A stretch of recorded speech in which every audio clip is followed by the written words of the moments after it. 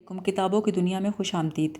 بانو قدسیہ کے ناول راجہ گدھ کی قسط نمبر 5 آپ کے پیش خدمت ہے۔ سیمی کے جانے کے بعد مجھے کتابوں کی طرف متوجہ ہو جانا چاہیے تھا، لیکن میرے ذہن میں اس کی باتیں گردان کر رہی تھیں۔ سیمی جا چکی تھی، صرف اس کی خوشبو باقی تھی اور رومال چرپائی پہ پڑا تھا۔ میں نے پڑھنے کی کوشش کی، پھر خیال آیا کہ جب تک وہ رومال ایک لاوارث بچے کی طرح چرپائی پہ بلکتا رہے گا میں توجہ سے پڑھ نہ سکوں گا۔ میں نے رومال اٹھایا، سونگھا، اس کی تہیں کھولیں، پھر دوبارہ ویسے ہی جما دی جیسے پہلے تھیں، پھر اسے پاس رکھ کر پڑھنے لگا۔ لیکن اب رومال بلی کے بچے کی طرح جاندار ہو گیا۔ وہ پنکھے کی ہوا میں ہل رہا تھا، شکلیں بدل رہا تھا، فضا میں اپنی خوشبو بکھیر رہا تھا۔ اس کی وجہ سے بار بار میری آنکھیں نم ہو جاتیں۔ جب میں آنکھیں پونچھ کر دوبارہ اسے میز پہ رکھتا تو وہ پہلے سے زیادہ نڈر ہو جاتا۔ اس رومال کو ٹھکانے لگانے کے لیے میں انارکلی کی طرف چلا گیا۔ میں رومال کو لیے انارکلی کے ایک سرے سے دوسرے سرے تک بہلانے گیا، لیکن پتہ نہیں کیوں وہ آنسوؤں سے بھیگتا جا رہا تھا۔ رات کے پچھلے پہر امتحانوں کے قریب سونی انارکلی میں بلا تکلف روتے چلے جانے میں کوئی قباحت نہ تھی۔ دکانیں تو دکانیں، ٹریفک بھی بند تھا۔ اتنی رات گئے جو اکا دکا لوگ پھر بھی رہے تھے، ان کو کوئی پرواہ نہ تھی کہ ایک آدمی لیڈیز رومال سے آنکھیں پوچھتا کہاں جا رہا تھا۔ آج رات سیمی نے میرے دل کے بازار سے کچھ خریدے بغیر اس میں ساری انارکلی کا ٹریفک بند کر دیا تھا۔ گویا اس نے اپنا 3 ٹنر گلی کے ناکے پر لا کھڑا کیا۔ اب پچھلی گاڑیاں ہارن بجا رہی تھیں، پی پی پاں پاں کر رہی تھیں، لیکن وہ ٹنر گلی کے دہانے پہ جمع کھڑا تھا۔ اس کی بریکیں فیل ہو گئی تھیں، سلف جواب دے گیا تھا۔ سیمی اس رومال کی صورت میں میرے اندر ایک 3 ٹنر کھڑا کر کے چلی گئی تھی۔ میں اس رومال کے ہوتے ہوئے نارمل آمد و رفت کا حامل نہ ہو سکتا تھا۔ ہاسٹل واپس آ کر میں نے رومال کو تکیے کے نیچے رکھا، پھر میز کی دراز میں، پھر ابن خلدون کی کتاب کے 22ویں صفحے کے اندر چھپایا، پھر وہاں سے نکال کر اپنی جیب میں رکھ کر اطمینان کی سانس لی، بالآخر اسے سوٹ کیس میں رکھ دیا۔ رومال نہ تو تحفہ تھا نہ ہی اقرار محبت، پھر بھی سیمی سے وابستہ کوئی چیز پہلی بار میرے ہاتھ آئی تھی۔ کچھ دیر بعد میں نے رومال کو سوٹ کیس سے بھی نکال لیا۔ وہ اچانک بہت غیر محفوظ ہو گیا تھا۔ اس کے بعد پڑھائی، رومال، دونوں میں آنکھ میں چولی ہونے لگی۔ ہر 5 منٹ کے بعد میں اس کی جگہ تبدیل کرتا، کبھی اس کو مفلر تلے رکھتا، کبھی اسے بشرٹ کے اوپر رکھتا، کبھی پتلون کی اندرونی جیب میں رکھتا۔ آخر بہت سوچنے کے بعد میں نے اسے سوٹ کیس کے نیچے بچھے ہوئے اخبار تلے بچھا کر سوٹ کیس کو تالا لگا دیا۔ بچپن میں اسی طرح ہمارے گاؤں میں ایک بار میرے چچا ایک نیا سائیکل لے آئے تھے جس نے میری راتوں کی نیند حرام کر دی تھی۔ سائیکل پہ بیٹھنا تو میرے مقدر میں نہ تھا، میں صرف اسے صاف کر کے حویلی میں کھڑا کرتا تھا۔ کئی پرانے ٹوتھ برش، گریس کا ڈبہ، گندے اور صاف چیتھڑے، ڈھبریاں کسنے کے پیچکس، ہتھوڑی، موم۔ میں نے سائیکل صاف کرنے کے لیے جو سامان اکٹھا کر رکھا تھا وہ کار کی سروس کے لیے بھی کافی ہوتا۔ ایک بار سائیکل صاف ہو جاتی، پھر اسے کبھی آنگن میں کبھی برآمدے میں پارک کرنے کی مشکل پیش آتی۔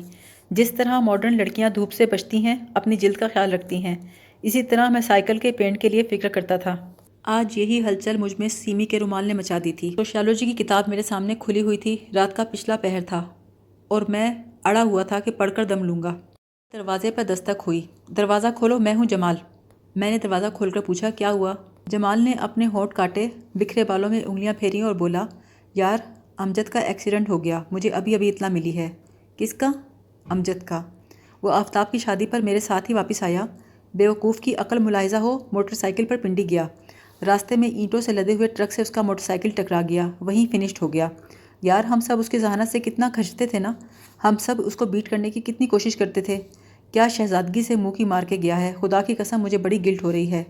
میں نے کہا، ابھی تو ہمارے ساتھ تھا آفتاب کی شادی پر۔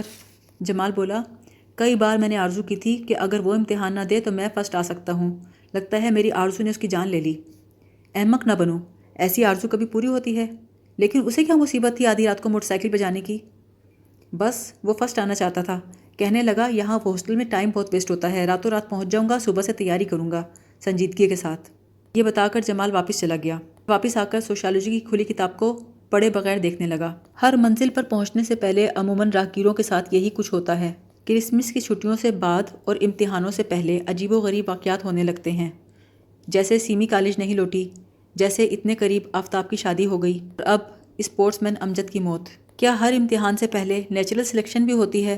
کیا فطرت کچھ افراد کے فیل ہو جانے سے خود بھی ڈرتی ہے؟ کیا پاس ہو جانے کی خوشی کچھ پر پیش از وقت اثر انداز ہو جاتی ہے؟ کیا ہر منزل پر پہنچنے سے پہلے، ہر امتحان گاہ میں جانے سے پہلے نفری کم ہو جانے کی کوئی آخری وجہ بھی ہے؟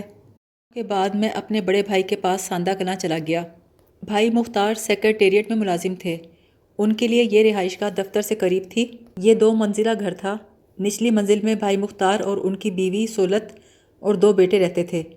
اوپر والی منزل کے اکلوتے کمرے میں کاسنی رضائی، سیکنڈ ہینڈ کتابیں، تیل سے جلنے والے اسٹوو لیمپ اور میں رہتے تھے۔ یہاں رہنے میں سب سے بڑی سہولت یہ تھی کہ سولت صرف کام کی بات کرتی تھی۔ تمہارے کپڑے دھوبی کو دے دیے تھے، کھانا نعمت خانے میں دھرا ہے، رات کو کس ٹائم آؤ گے؟ رفتہ رفتہ تو ہم دونوں نے ایک دوسرے سے یہ ضروری باتیں کرنا بھی چھوڑ دیں۔ دونوں بھتیجے کرشن نگر کے کسی اسکول میں پڑھتے تھے۔ بھائی مختار درمیانے درجے کے ایسے افسر تھے جن کی ذہنیت کلرک جیسی ہوتی ہے۔ آفس، ڈاک، فائل، کیس، بس یہی ان کا روزمرہ تھا۔ وہ ایم اے پاس تھے، اپنے وقت کے ذہین آدمی تھے، لیکن اب نوکری ان پر مسلط ہو گئی تھی۔ امتحان کے بعد کالج کے تمام ساتھی غائب ہو گئے تھے۔ کبھی کبھی اچانک کسی دکان پر، کسی بس میں کوئی آشنا چہرہ مل جاتا، رسمی سی گفتگو ہوتی اور پھر راہیں علیحدہ ہو جاتی۔ میرا معمول تھا کہ ہر روز صبح کے اخبار میں نوکریوں کی تلاش کرتا، سینما کے پیج دیکھنے کے بعد تھک کر پلنگ پر جا لیٹتا۔ اس روز اخبار میں ایک نوکری کا اشتہار دیکھ کر میں نے درخواست لکھی۔ حالانکہ مجھے یقین تھا کہ مر رہا ہوں اور مجھے نوکری کی حاجت نہیں ہوگی، پھر بھی میں نے بھائی مختار کو خوش کرنے کے لیے ایک عرضی لکھ ڈالی۔ اسے رجسٹر کروانے کے لیے جی پی او چلا گیا۔ یہاں ہی اچانک سیڑھیوں پر میری ملاقات آفتاب سے ہوئی۔ وہ کچھ خط اٹھائے برآمدے میں سے آ رہا تھا۔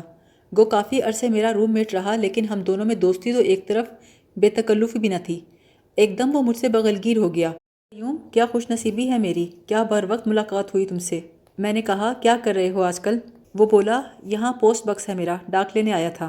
میں نے کہا میرا یہ مطلب نہیں، کیا کر رہے ہو آج کل، نوکری یا بزنس؟ بولا تاجر کا بیٹا کیا کرے گا، ابے کا کاروبار ہے۔ ہم بھی دھس گئے قالینوں میں۔ وہ میرا ہاتھ پکڑ کر دیر تک باتیں کرتا رہا۔ پھر ایک دوسرے کو خدا حافظ کہنے کے بعد جب میں دائیں طرف مڑا تو آواز آئی قیوم۔ آفتاب میرے پاس آیا اور کندھے پہ ہاتھ رکھ کر بولا یار میں لندن جا رہا ہوں۔ میں نے کہا بزنس مین ہو، تمہارے لیے تو عام سی بات ہے۔ بولا نہیں، یہ بات نہیں ہے، میں ہمیشہ کے لیے جا رہا ہوں۔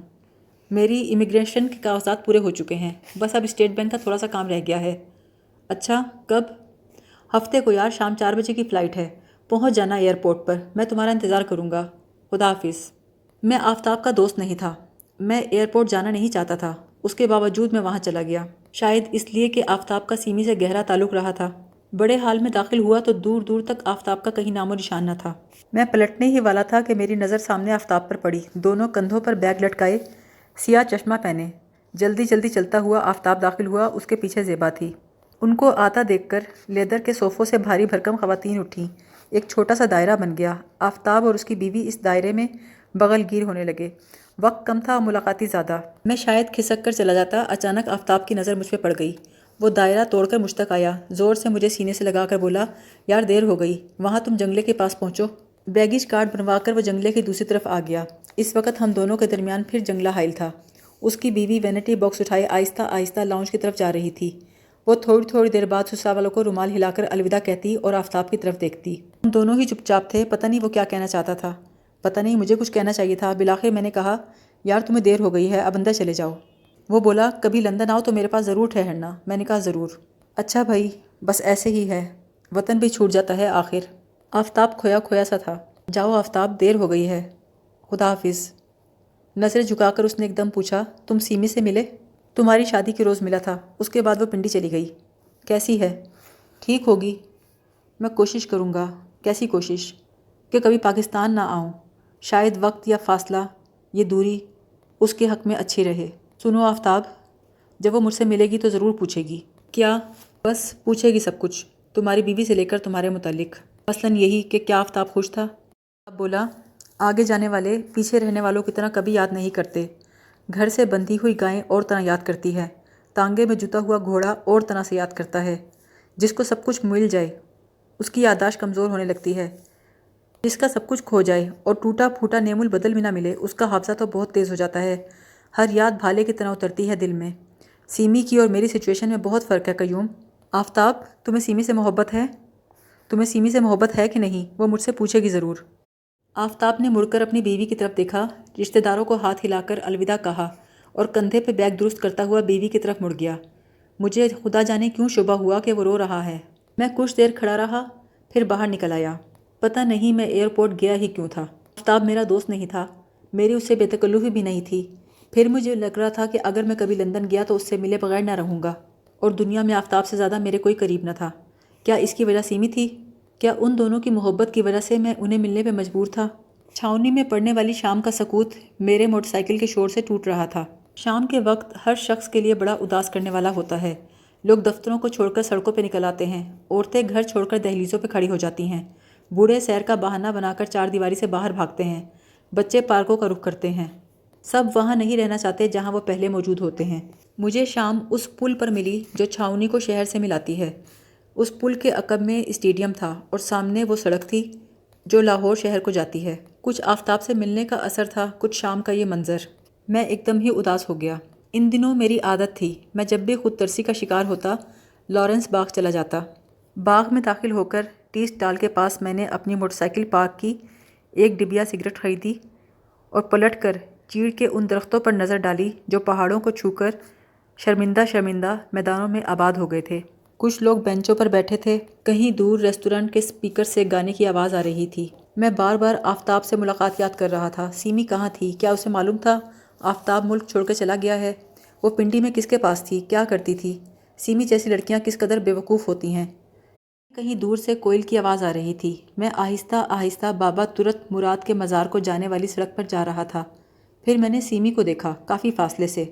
وہ کافور کے درخت کے نیچے زانوؤں پہ سر رکھے چپ چاپ بیٹھی تھی۔ کافور کا درخت، سیمی اور شام کا منظر، یہ سب مجھے خواب سا لگا۔ میں آہستہ آہستہ چلتا ہوا اس کے قریب گیا اور دست بستہ اس کے پاس بیٹھ گیا۔ اس نے آنکھیں نہ کھولی، آنسو اس کے گالوں پر بہہ رہے تھے۔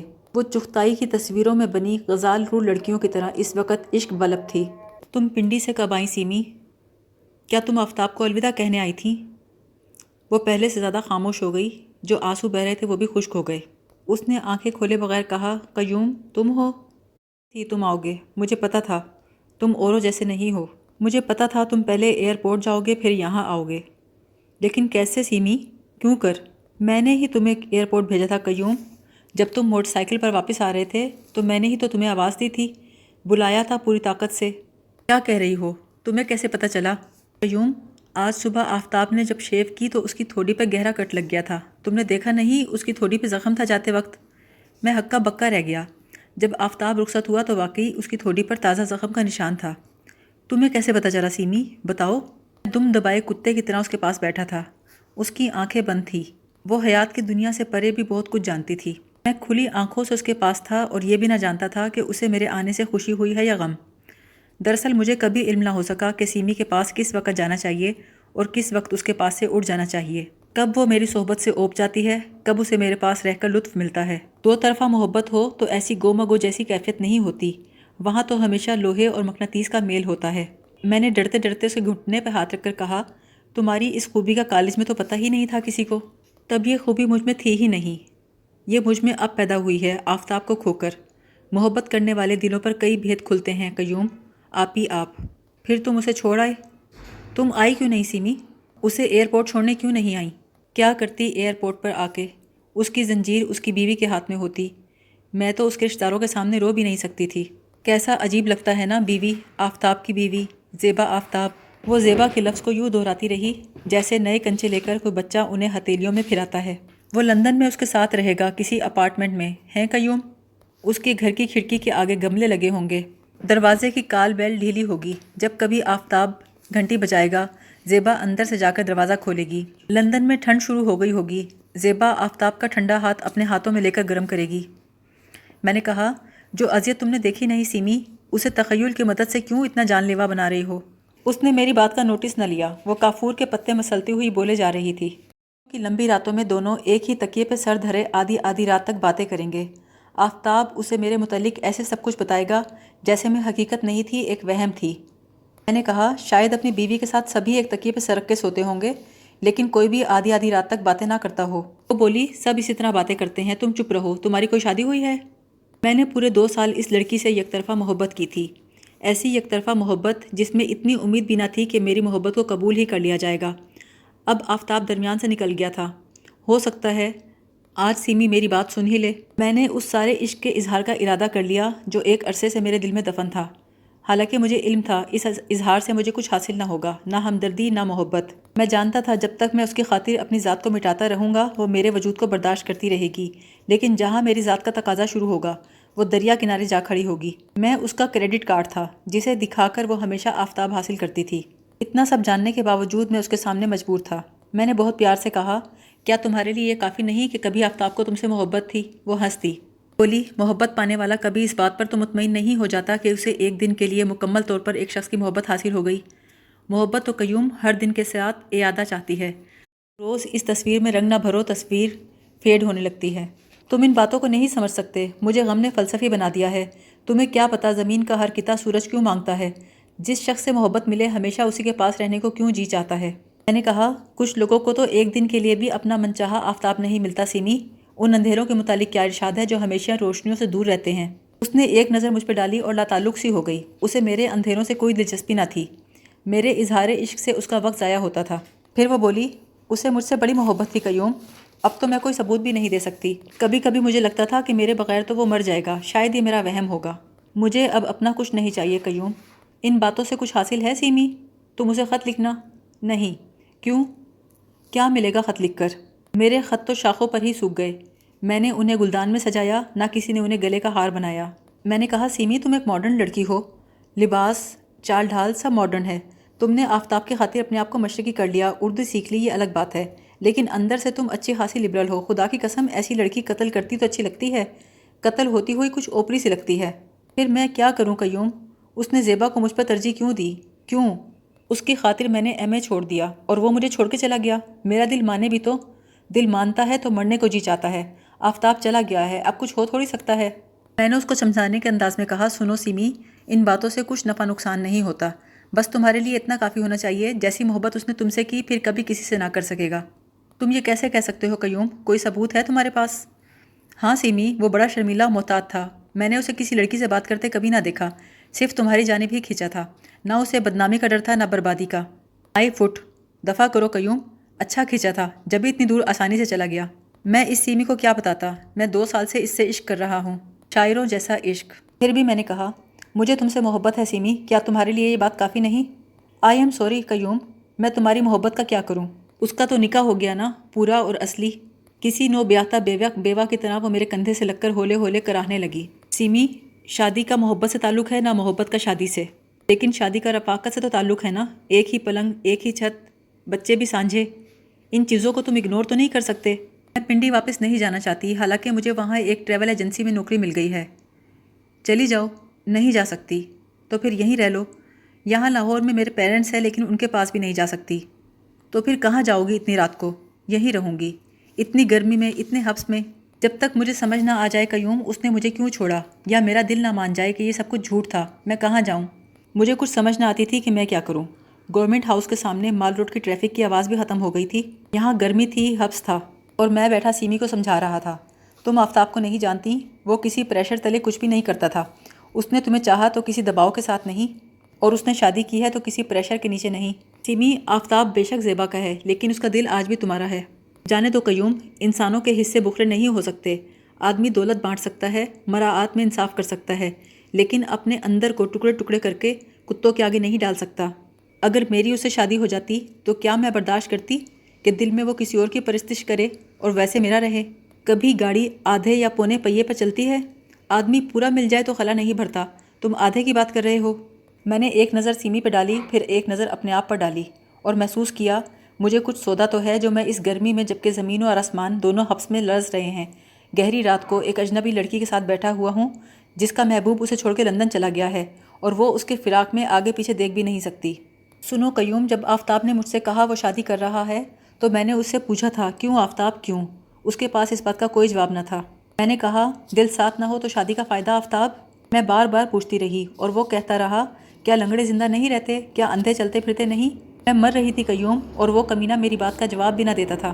میں نے اپنا سب کچھ داؤ پر لگا کر کہا، تمہیں محبت چاہیے، وفا چاہیے، رفاقت چاہیے، میں تمہیں زندہ رکھوں گا، میں تم سے محبت کروں گا، میں تمہیں اپنی روح کی حدت سے زندہ رکھوں گا، خدا کی قسم تمہیں مرنے نہیں دوں گا۔ اس وقت میرے پاس کچھ نہ تھا، صرف ہمدردی کا سترنگا جال تھا۔ آفتاب نے یہ غزال شہر شکار کیا تھا اور مجھے اس مردہ لاش کو کھانے کا حکم تھا۔ وہ نربل نڈھال کافور کے درخت تلے نیم مردہ پڑی تھی، اسے جسمانی تعلقات کی رتی برابر پرواہ نہ تھی۔ کافور کے درخت کے تلے میں ہمیشہ کے لیے سیمی سے منسلک ہو گیا۔ جب آفتاب نے اس کو ناپنایا تو اب اس کا جسم کوڑے کا ڈھیر تھا۔ اسے فکر نہ تھی کہ اس کوڑے کے ڈھیر پہ کون اپنی غلاظت پھینک جاتا ہے۔ دیکھتے ہی دیکھتے وہ شہریار سے بے دیار ہو گئی۔ جب میں نے اس کا کف بند کیا تو وہ آنکھیں بند کیے چپ لیٹی تھی۔ کسی ایسے شرابی کی بیوی کی طرح جو ہزار مجبوریوں کی وجہ سے مدافعت کے قابل نہیں رہتی۔ غالباً وہ سمجھتی تھی کہ اپنے ساتھ میری لعنت لگا کر اس نے آفتاب سے بدلہ لے لیا ہے۔ رات کے پچھلے پہر سیمی نے کہا، چلیں قیوم، مجھے YWAC تک پہنچا دو، وہاں میری ایک سہیلی رہتی ہے۔